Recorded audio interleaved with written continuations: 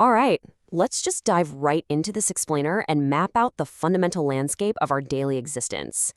If you're a young person just starting to make your way in the world right now, the sheer volume of choices, the heavy expectations, and the nonstop challenges out there can be absolutely paralyzing. It's a lot. So today, we're going to break down exactly how to find your footing, overcome that paralysis, and actually build a life of genuine, unshakable purpose. If you're feeling totally lost in the chaos of life right now, I want to speak directly to you.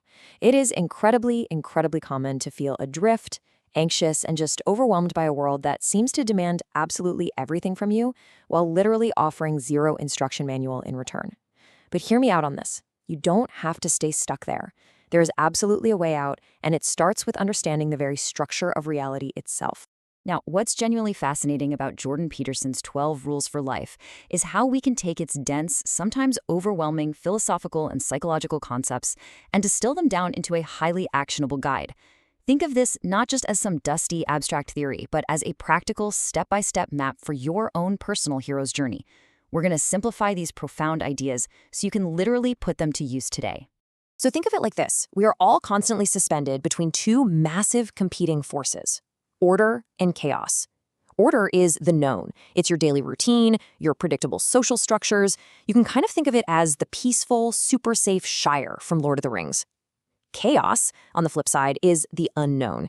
It's the underground kingdom of the dwarves, the place of unexpected tragedy where the bottom suddenly just drops out from under you. Let's look a little closer at chaos. It's the domain of ignorance. It's that terrible, sinking despair you feel when a major plan collapses, a relationship ends, or when you just genuinely don't know what on earth to do with your life. It's terrifying. But, and this is a massive realization, chaos is also formless potential. It is the exact place from which new ideas, new growth, and your ultimate freedom are actually born. You simply cannot grow if you never step into the unknown. And that brings us to the ultimate goal here. There's this great concept. We eternally inhabit order, surrounded by chaos. To live a truly meaningful life, especially as you're charting out your future, you can't just hide out in the safety of the known. You've got to keep one foot firmly planted in what you understand, and the other foot tentatively exploring the unknown. That border, right there in the middle, that is where true growth and meaning happen. And what's crazy is that these hierarchical structures of order and chaos, they are older than humanity itself. Think about lobsters, for instance. It's a powerful reminder from the source material that territorial and hierarchical behaviors are deeply ingrained in our nervous systems. This isn't just some human cultural construct we invented a few hundred years ago. This is the fundamental reality of living creatures across millions of years of evolution. But here is the exact trap where so many young people get totally stuck today. We fall headfirst into the modern trap of relativism. We're constantly taught that there's no absolute right or wrong, that every rule is just an accident of birth or some arbitrary power struggle. And look, while tolerance is absolutely a good thing, this extreme relativism leaves us entirely untutored in practical wisdom. It strips away our moral compass right when we need it the most. Well, nature hates a vacuum, right? When we lose that compass, we tend to blindly grab onto ideologies. Now, the source material points out that these can be incredibly dangerous because they're essentially simple ideas disguised as absolute truth. They tempt us to try and radically perfect the entire world before we've even managed to clean up our own lives. They often use victimhood to breathe toxic resentment, basically blaming the system for the inevitable suffering of human existence, rather than teaching us how to bravely bear it. So what is the actual alternative to that trap? The true antidote to all this chaotic resentment is answering the call to adventure. It means stepping up right now and taking ultimate personal responsibility for the trajectory of your own life. You have to decide for sure that you are going to be the author of your future, no matter how flawed or unfair the world around you might be. The philosopher Friedrich Nietzsche literally hit the nail on the head here. He said, "He whose life has a why can bear almost any how." It's brilliant. If you can define your own vision, if you can actually figure out your personal why, then even the harshest realities and the deepest moments of chaos become pathways you can traverse. You become resilient. You stop being just a victim of circumstance. Okay, let's get hyper-practical here.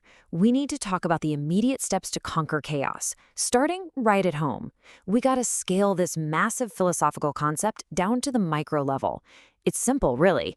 You absolutely cannot fix the world if your own room, with its towering piles of laundry and empty energy drink cans, is a complete disaster zone. We have to start small. And doing that requires what we call a daily negotiation technique. You've got to treat yourself like someone you're actually negotiating with, rather than playing the dictator. Don't bark impossible orders at yourself that you know for a fact you won't follow. Ask yourself honestly, what bit of chaos could I and would I actually fix today? Then make a fair deal with yourself and just execute that one small task. It builds incredible momentum.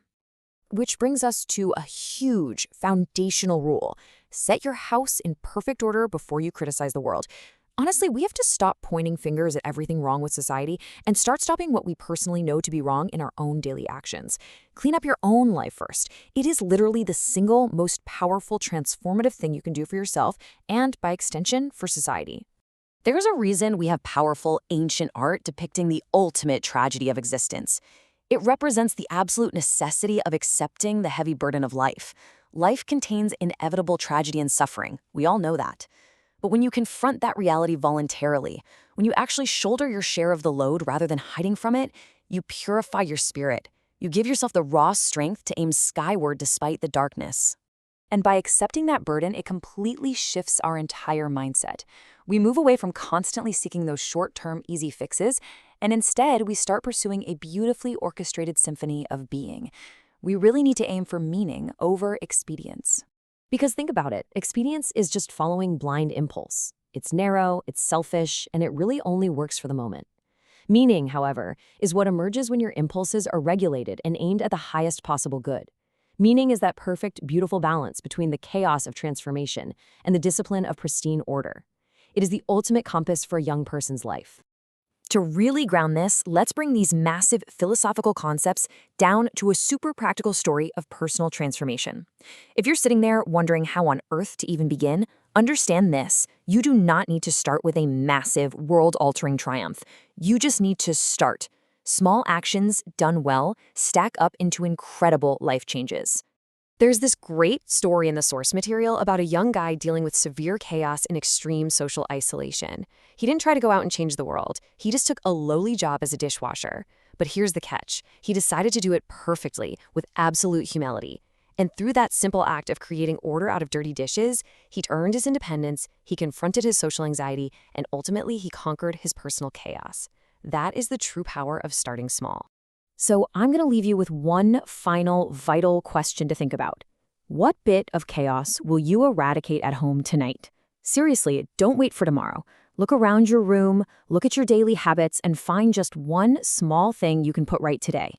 Step into the unknown, take ultimate responsibility, and start building your own meaningful order out of the chaos. You have the power to write your own hero's journey. Now go take that first step.